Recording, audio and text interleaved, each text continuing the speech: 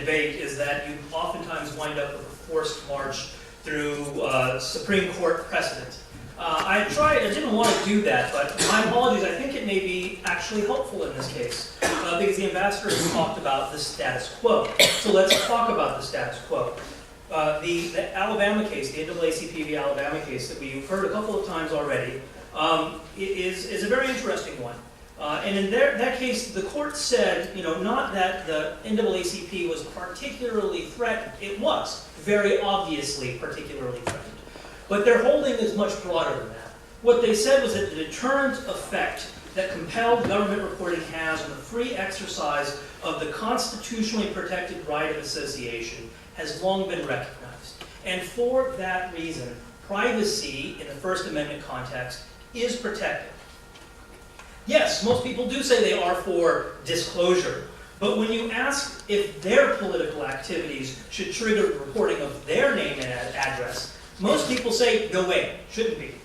Not only that, that figure grows to 71% when you add in the name of their employer and occupation. So when you tell people, if your name, your address, your employer, your occupation is going to be disclosed to the public as a function of your getting involved in politics, most people say, no, I don't want that at all.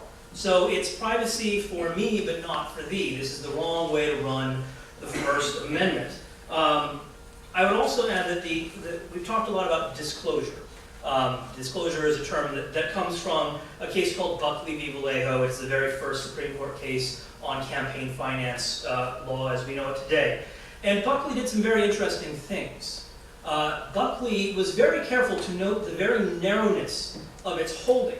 And so what it required for disclosure laws to apply was that a group that was subject to them have the major purpose of engaging in express advocacy in order to be regulated, because it is only those two things that triggered government interest great enough to overcome the presumption of privacy when it comes to free speech. Those two very narrow requirements are not at all met by definition with nonprofit groups. Nonprofit groups, by definition, cannot have the major purpose of influencing the outcome of elections.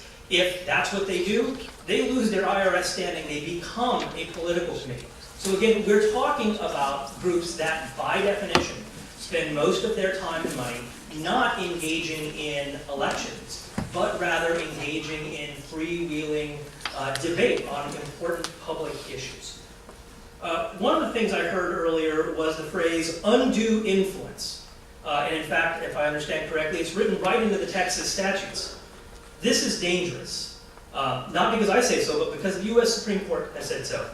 They have said, look, it's dangerous when we start talking about regulating groups that have an undue influence. Because what does that mean? Well, it generally depends on where you're standing. Does the New York Times have undue influence on American political thought and activity? I think so, but then again, I hate the New York Times. If you love the New York Times, they don't have nearly influence enough, and it's those jerks over at Fox News who have undue influence and need to be regulated.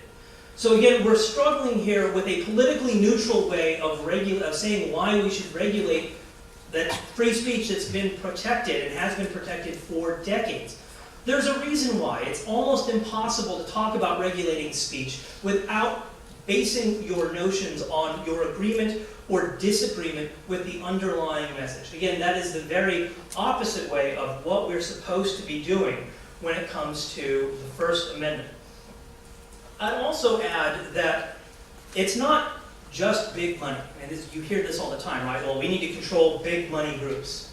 The problem, of course, is that in everyone's experience, it's not big money groups that suffer the consequences of these laws. It is, in fact, very small, very grassroots organizations. Why? Campaign finance laws are unbelievably complicated.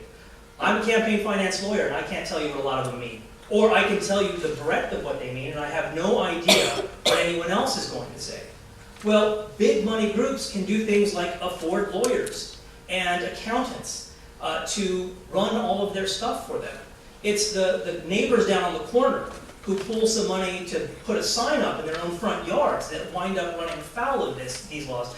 And if you don't believe that happens, I'm representing a woman right now who got in trouble under campaign finance laws for sending an email to 23 of her friends and neighbors saying we should oppose our town's bond.